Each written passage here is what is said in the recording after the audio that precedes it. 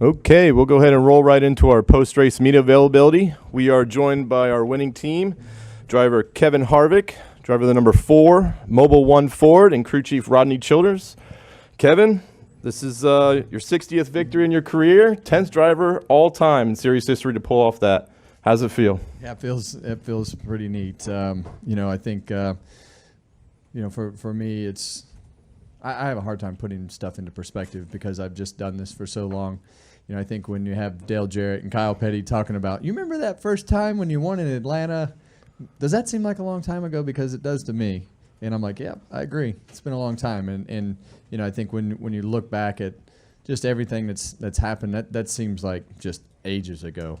Well, I guess it was, but I think as you look at the last 10 years, 9 years at Stewart-Haas Racing, and then you go back to RCR and just been very fortunate to work with a lot of great people and be able to drive some fast cars and go to victory lane a whole bunch of times. So it's been a lot of fun, and I think as you look at today, this is a place that I think we both wanted to win at, I think, since the first time we ever came here. And it's just for one reason or another, we've just never been able to get to victory lane while we've been at Stewart-Haas Racing. So it's nice to be able to get to victory lane and to do that 2 weeks in a row. I think, today was just a total team effort. They were great on pit road.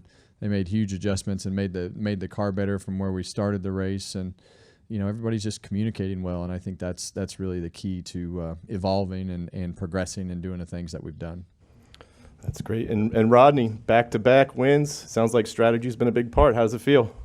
Yeah, it's been great. The last couple of weeks, and like he said, to get one here at Richmond is really special to me. It's my first one here at this racetrack, and I don't even know how many times I've finished second or third here. It's been a lot. So to finally get to victory lane is really special to me personally. And I was thinking about this when he was talking about 60. I remember the day that in victory lane when he looked at me and said this was 40, and today's 40 for me. So I remember that day and wondering if I would ever get there. So it's just a cool win for all of us, and just to have everything go right again. We had incredible pit stops, and every adjustment we made just happened to go the right way, and just everything worked out. All right. Okay, well, let's open up to questions. Please raise your hand, and we'll get a wireless mic to you. We'll start up here with Hank, and then go to Mike and around the room. Hey, Kevin, you mentioned forgetting to shift a couple times on those last laps. Does that suggest maybe some kind of nonchalance on your part that you were just kind of coasting, or because you did have a big lead? Well, I missed him. I missed a couple early in the race too. So there's just a lot going on with the rhythm of when I started shifting. I was only shifting on the front straightaway and I'm not on the back straightaway. And when you just start running lap after lap after lap, sometimes you just get a little goofed up. But no, I don't think there's never nonchalant with us. Yeah, we're gonna run every lap fast. So I almost take offense to that. I screwed up, but it's not from coasting around. That's for sure. Mike Hembry, NBC Sports. Kevin, you talked about those big adjustments. When you go back on the track after a pit stop, obviously have new tires. How long does it take you to figure out after the tires kind of wear off a little bit, hey, this change really worked? Yeah, I think the adjustments were really good, and I can hear some guys that were shifting and started trying that, and I knew the car was better from a forward drive standpoint when they made that first adjustment, and I was like, well, I don't think I'm going to hurt the tires because I think the drive with our car was pretty good, and it just kept taking the downshift and up off the corner. So I stuck with it and for the whole run, and it didn't kill the fall off by any means, but it helped the car turn. It gave it drive, and just with the rhythm that I was in, I just kind of stuck with it. And I think we got a good restart there, and we're able to start making our way back forward. You know, they cleaned up half the mess on pit road with a great pit stop and an adjustment, and then you know from that point on we were going forward. And with 10 or 15 to go, did you think Busher was going to be the threat? Were you a little surprised that Bell came up late?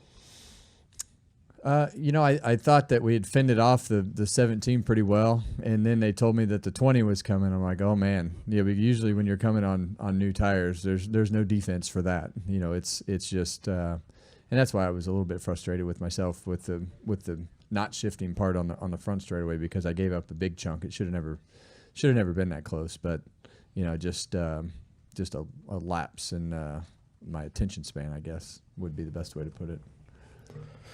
Okay, let's go back here. Peter Stroud at TSJ Sports. Kevin, with 60 wins, you're behind Dale Sr. now on the all-time wins list. Just what's that mean with, of course, the lengthy history you and Dale Sr. and his team have? Yeah, you know, I think, yeah, I mean, look, when you start mentioning the names that are on the, you know, on the top of that list, it's, you know, it's pretty special to be a part of, you know, those names. And you know, I don't take that for granted. You know, I think as you look back at it, you know, I don't think as you start your career, you don't say, well, I want to. It's easy to say, I guess. You know, I want to win 70 some races and be close or win 60. And then you start doing this on a week to week basis, and you know, I think that's the hardest thing. Especially, you know, I see it a lot in today's world. You come out of the Xfinity Series and you see these guys, you know, winning a lot of races, and you come. I tell Keelan, I'm like, if you know, you're a go-kart racer. When you want to go big boy racing, you go cup racing. And it's just a lot harder because everybody in this garage is just a killer, right? You know, from the crew chief to the drivers to the guys changing the tires. It's the best, and it's not easy. You know, to keep your team and everybody within your organization competitive, keep yourself competitive. It's hard.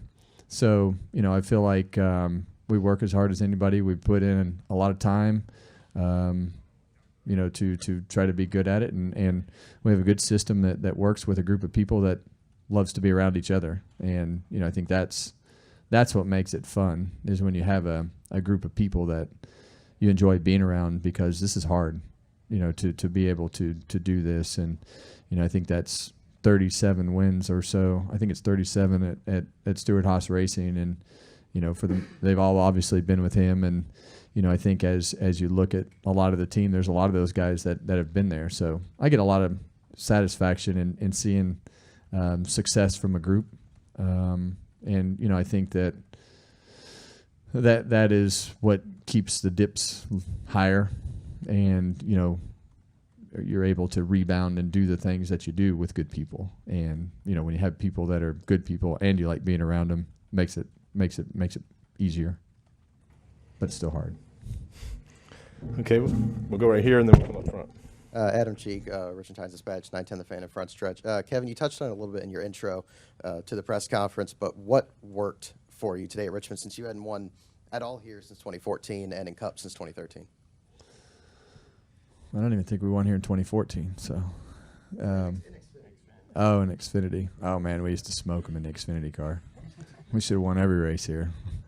You know, I think it was always, you know, it's always just been a good track for us, and it's just kind of like losing 65 times in a row. It wasn't because we weren't fast enough. It just didn't work out. And you know, we never put a lot of pressure on ourselves or had a lot of conversations about losing. And winning here today is exactly the same thing. You know, it's not that we haven't run good enough here; it just hasn't worked out. And you know, I think the quicker that you can understand that in this sport and still have a high level of preparation and you know, let things go pretty quickly, you know, the better off you're going to be, because it's not always going to go your way. But hard work and keeping yourself in a position to have a chance to win lets you capitalize on situations like we did last week, and today we just beat them. So. You know, but even though you think you have one of the best cars, still has to go your way. We had so many races last year that we could have won in the last 10, but it just didn't work out. And Richmond's the same way. It's not that we did anything wrong. We had plenty of cars that were plenty capable of winning, just like they did today. But it takes a lot for it all go your way and get to victory lane. Okay, we'll come over here and then over there. Steven Sykes at Live and Global Media. Congratulations on your win. After the first caution, things kind of got a little bit chippy throughout the rest of the race for the middle part of it. What did you feel you had to do to try to stay away from the fray? You see people coming out the turns being a little bit Yeah, I don't know what you're referring to as far as the chippiness, other than I don't know.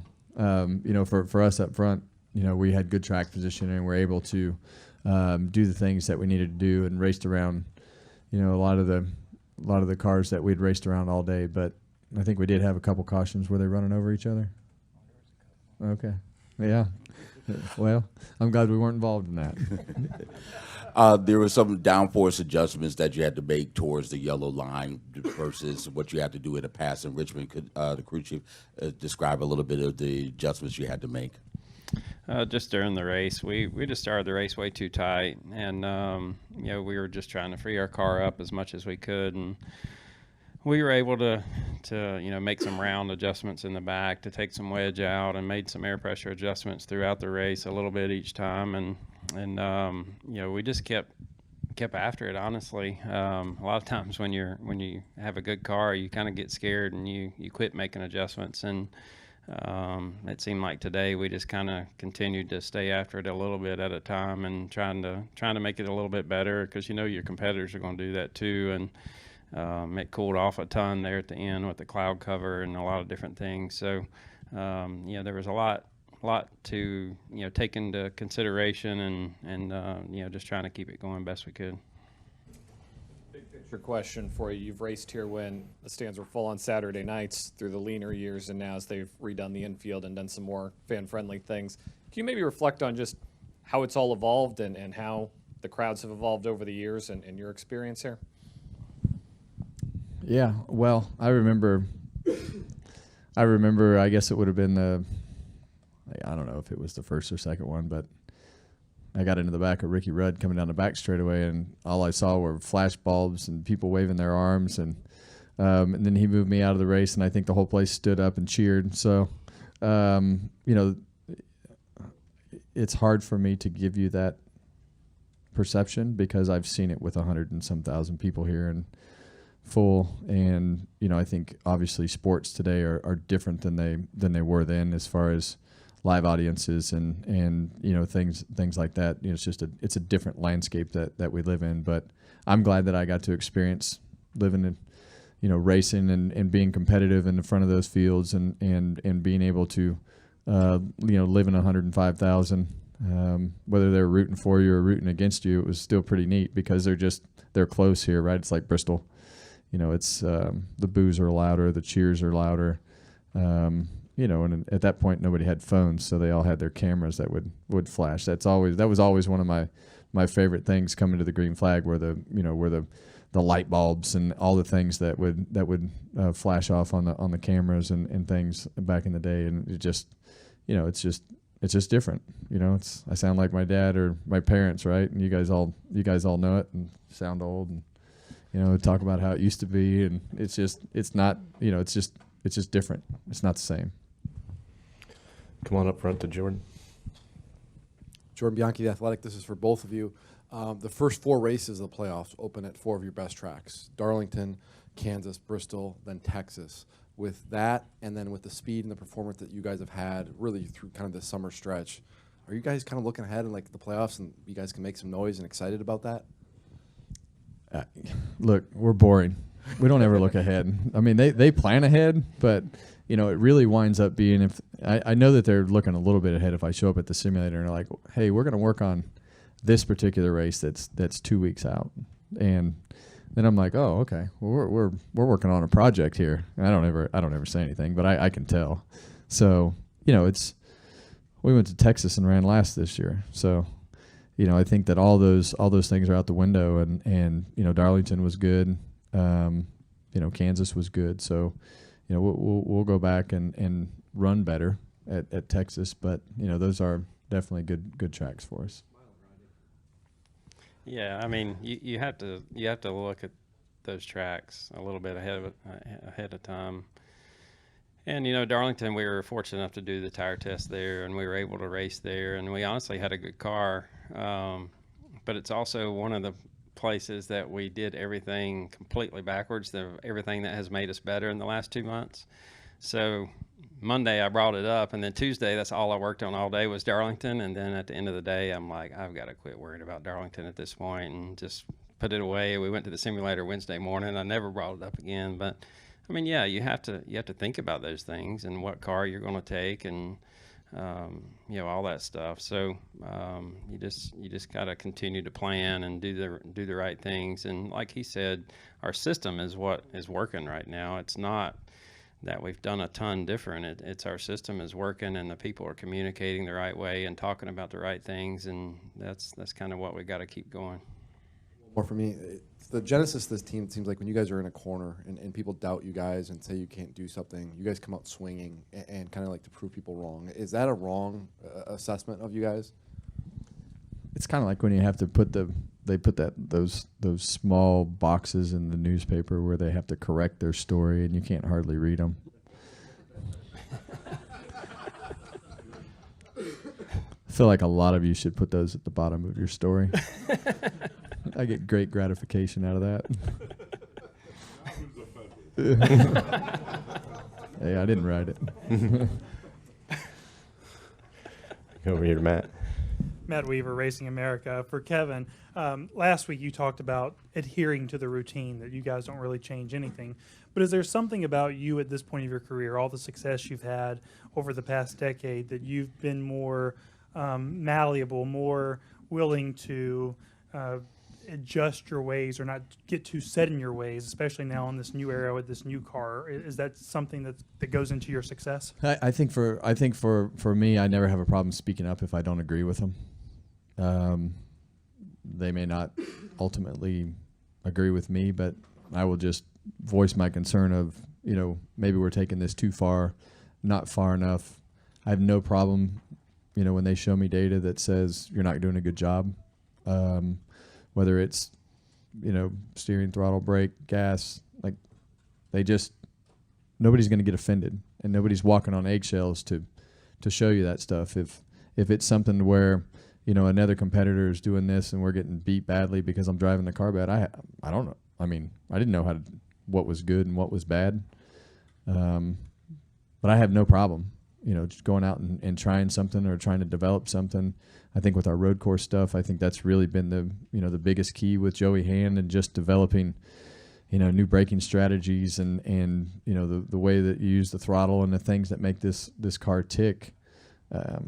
I mean, he can probably speak to, maybe there's something that sticks out more to him, but, you know, it's just nobody gets offended if you don't agree with them, or, you know, they tell me I'm doing a bad job and, you know, you need to do something better. We all want to achieve the same things, and that's the great part about our group is nobody cares about, you know, you disagreeing or you saying something that it isn't going to offend them. It's going to be productive, and we're going to progress, and, you know, we're going to challenge each other, and we're going to move forward, and whether that's right or wrong, you know, that's just the way that we do it. And I think that just comes from years of trust, years of communication, years of talk, and, you know, I think that's the biggest key to progressing in a positive way. So is that purely Kevin Harvick, SHR driver, or have you always been that way, even dating back to RCR? You know, it's just such a different era. You know, we talked about it Wednesday on the little Motor Mouth show, and just, you know, it used to be a sawzall and a hammer and trial and error, and now it's simulation and simulators, and, you know, it's just different, right? You know, in order to try things and do things, you have to try them differently. Could you imagine if somebody said, okay, we're going to cut the bottom of the car off today, and everybody be, yeah, we can't do that. And you know, back in the day, I mean, it was just cut stuff off and, all right, go out and run it. You know, it might make it around the racetrack, it might not, but, you know, we need to try it. So, you know, I think the way that you progress is just different. The trial and error is no different. And he always likes to tell me there's no guessing. It's all a calculation. So I don't know. I'm still kind of on the fence as to some of it's a guess, but I know that pushes his button. He hates the word guess because, those guys, they put a lot of time into it, but, Yeah, and lastly, for both of you guys, do you enjoy this kind of old school strategy, long green flag run race that feels kind of like something out of the early 2000s, tons of tire fall off? Is that something that you embrace because it doesn't come down to just best pure speed? I know for me, I do. I've always loved tracks like that, and we don't have a lot left, to be able to do that kind of thing. But to be able to, split a stage into thirds is not something that the average fan would sit in the stands and realize that is going to happen. If they just look at the laps and how far each person can go on fuel, you're like, well, why would they do that? But it's always interesting to see that play out, just like in the spring race. We pitted early, and then the 11 realized what we were doing and pitted, the next lap, and then we sit there and finish first and second. But I think you just see people like him excel too. You got a guy that knows every seam, every crack, every cranny of these places that he's raced at a long time, and you hunt around, you find different things, you do different things, and you just have a lot more options at places like this. And I mean, like we talked about in Victory Lane, like this was a better race than any of us thought it was going to be today. Like to have cars running up against the fence and guys on the bottom, guys in the middle, like when we walked in this garage yesterday morning, none of us would have said that. And, there was a lot of passing out there, a lot of different things that went right today. So, and you look back at last week, the same thing. We all thought Michigan was going to be a bad race, and it's the best Michigan race we've seen in forever. So, you never know what you're going to see. But for us, I enjoy it, and I'm pretty sure he does. Just, saving tires and doing the right things. It's the grease on the shoe. Come up front to Bob. Bob Hawkers, Fox Sports. Rodney, can you describe, I guess, maybe either the emotion or just the outlook of going from, potentially not making the playoffs to now knowing you're in the playoffs and having 10 playoff points to boot? Yeah, and like I said last week, within the group and in those meetings every Tuesday morning with the 4 team and that small group, you could see it 2 months ago. 2 months ago it was like, we ran better here, and this was better, and this was better, and this is better. And then, 2 months before that, we would have those meetings, and it's like, well, this was worse, this was worse, this was worse, this was worse. So, it started 2 months ago, and you could just see everybody, the communication and the confidence and the cars we were building and all that stuff just got better. And it doesn't take a lot of confidence with our group to make a huge difference. And,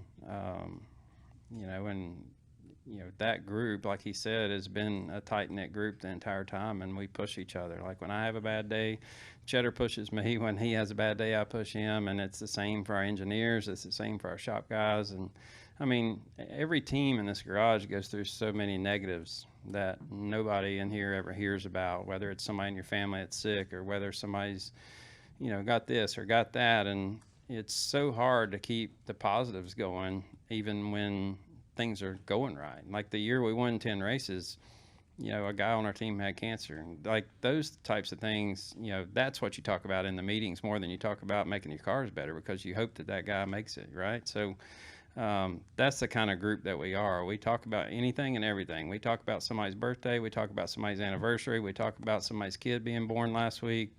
Those are the types of things we talk about. But it's really just about keeping the system the same and not being over here one week and over here the next week, and just treating people the same, treating people right, and doing the right things. Okay, over here to the left. Chris Powell, Couch Coach Live. Congratulations, Kevin, on the win.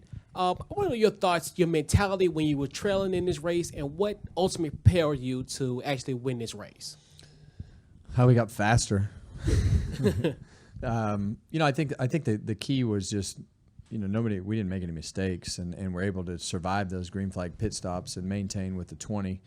I think when we were, or the 22, when we were able to get on the outside of Joey and kind of wore him down, took a while to wear him down that last run there when we got by him. So that was really the key was getting control of the race and being able to run the lap times and be the leader and kind of finally get to the point was just good enough. The 20 was obviously coming at the end, and they had a good strategy and just needed it one lap shorter, it seemed. So but I think getting around the 22 car was the key, and coming out in front of that last green flag pit stop, we didn't have to waste any time, and ultimately we needed every lap to make as much pace as we could, to stay in front of the 20. Come over here to the middle. Michael Massey, front stretch. First off, both of you guys, are you wishing this race was still in the playoffs right about now? Because you'd be well on your way to, next round. Wishes don't do much around here.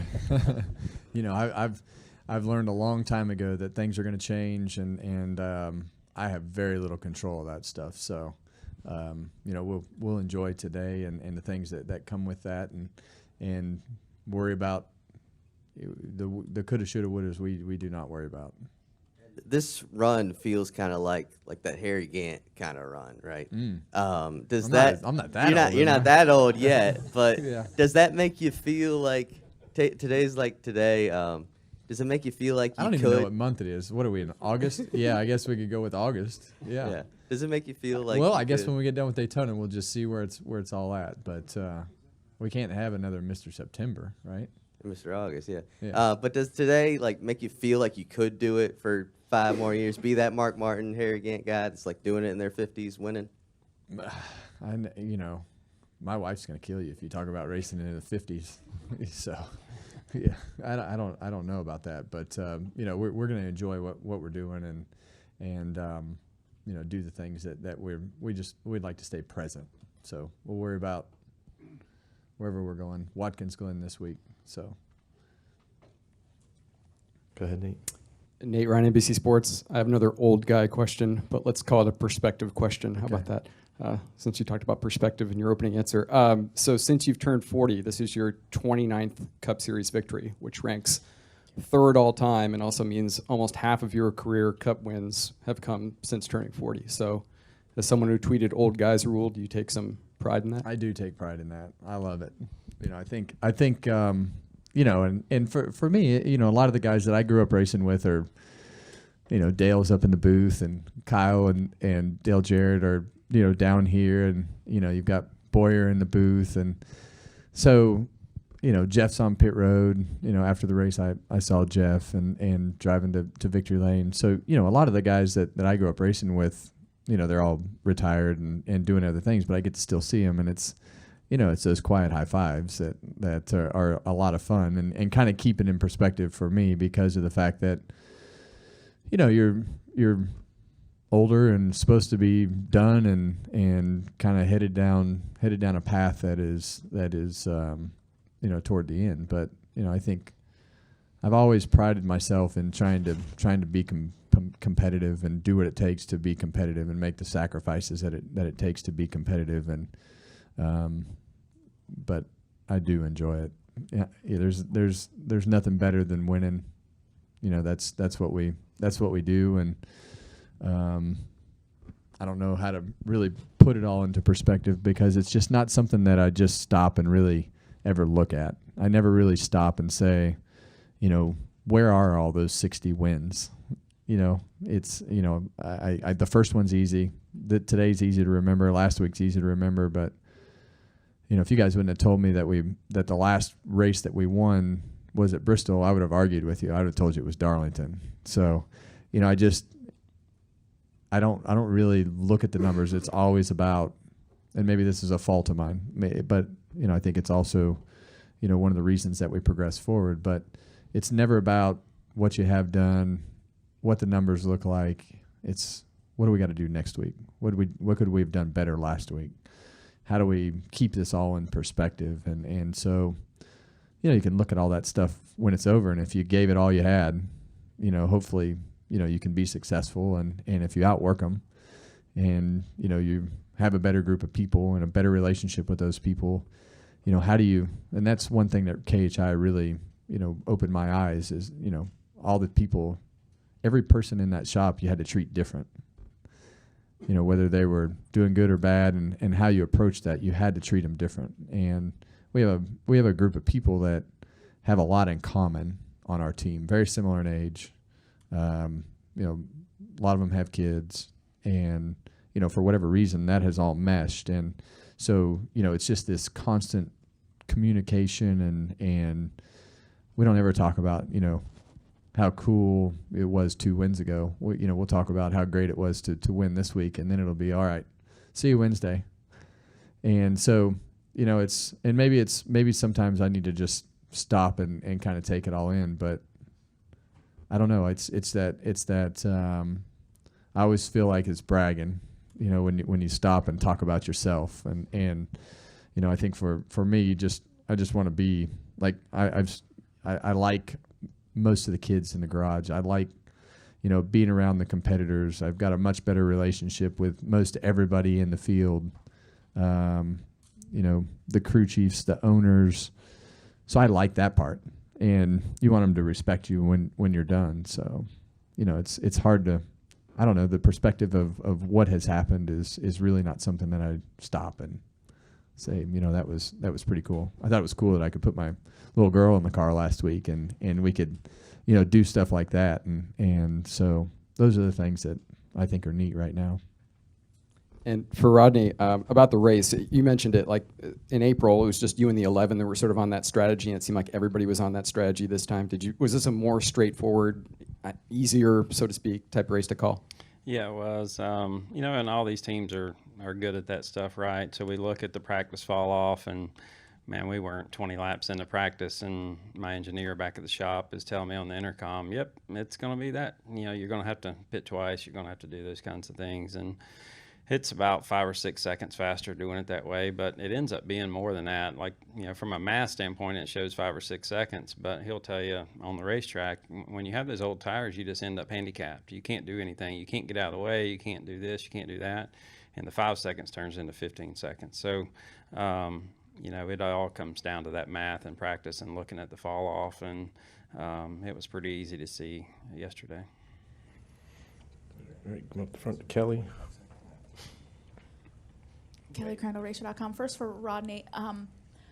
Joey said that difference for him was the weather came in and you guys were getting better. Were you surprised at how much the weather changed, particularly in that third stage? It got really cloudy and it started to cool off, which seemed to be to your benefit.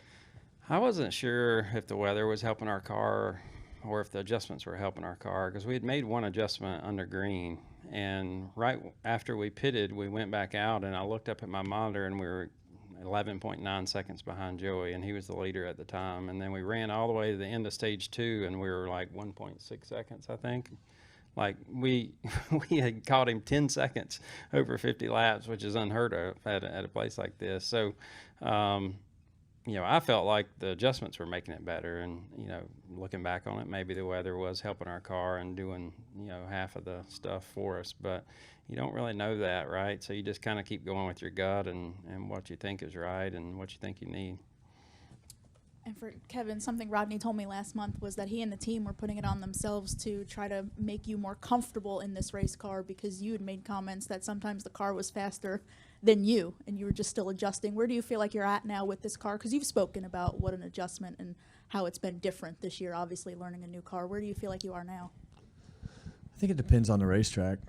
I think we've obviously, figured out ways to make it more comfortable.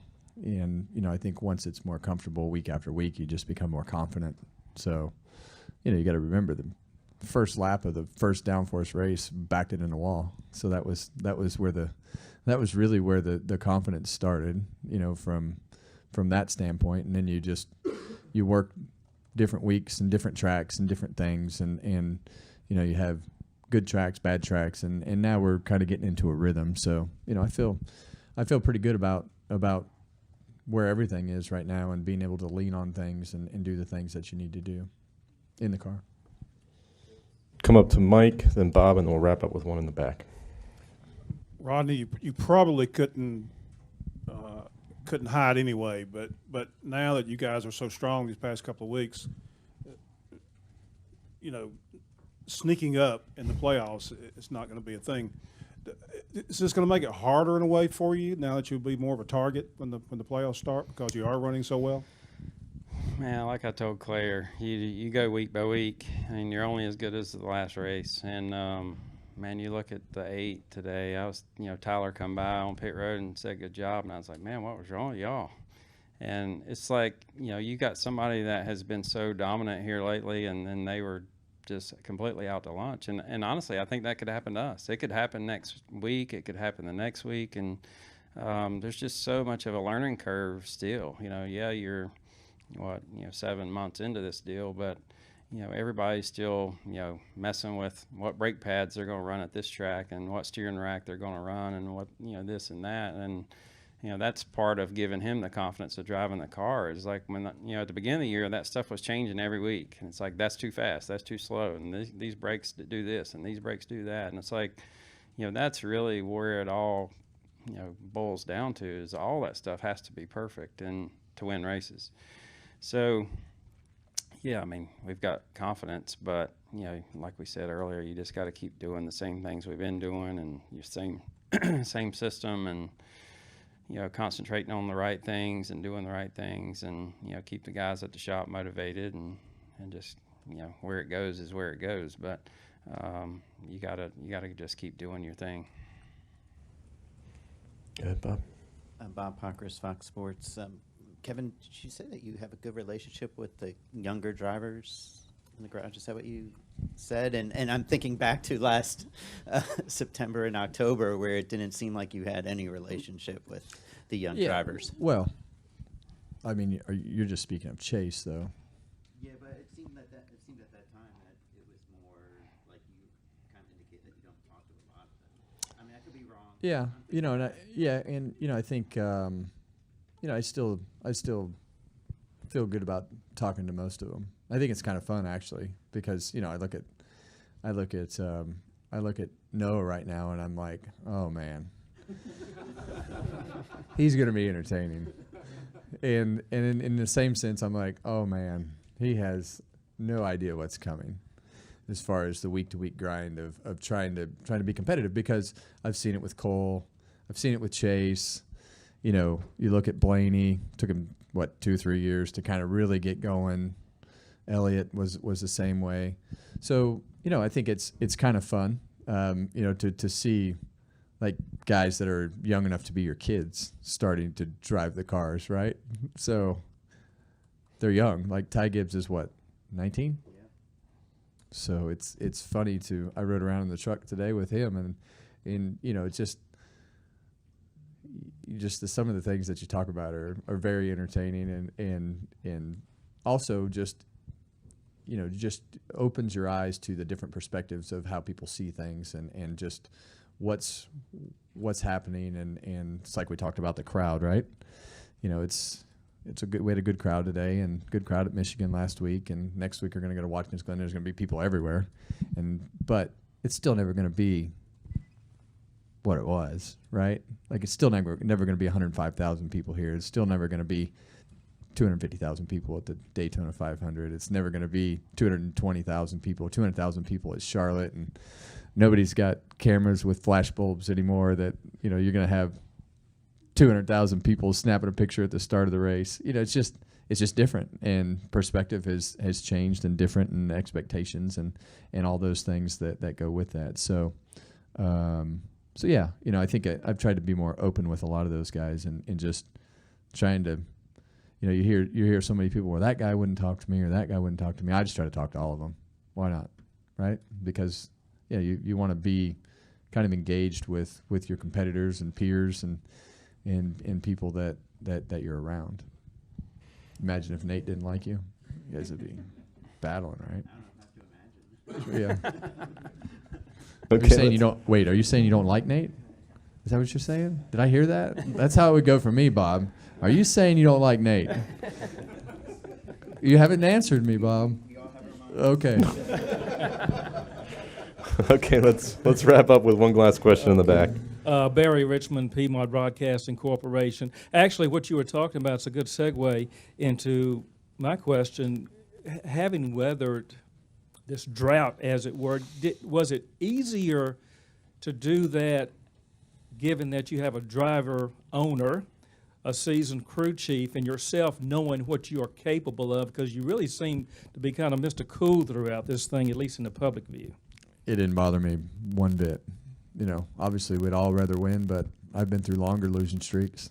So, you know, that stuff is you can fall right into that trap and let it suck you in, and it's too hard to take time to do that because there's just way too much to do. You know, there's way too many conversations to have. I've got a million things going on that, you know, it's, and I'm glad I have a million things. Maybe I'd think about it different if I wasn't as busy as I am, you know, and you have time to just sit there and, you know, go through the same thing day after day. So I don't know, but it was really nothing that ever affected us just because of the fact that you're always worried about next week. And, you know, it's no different than what we've done the last 2 weeks. We haven't done anything different, but you know, cars have run good for a couple months, and now a few things went right, and now we've won twice. So that's just the way this deal goes. You know, you can take the fastest car and not win with it 10 weeks in a row, but if you keep pounding away and putting yourself in position and doing a good job and communicating and talking and trying to progress things on a week-to-week basis and don't quit, you know, things, you know, we'll come back around. So maybe that's wrong. I don't know. Works for us. It's working for us, though. Yeah. All right, gentlemen. Well, thank you for coming in, and good luck next week. Thank you.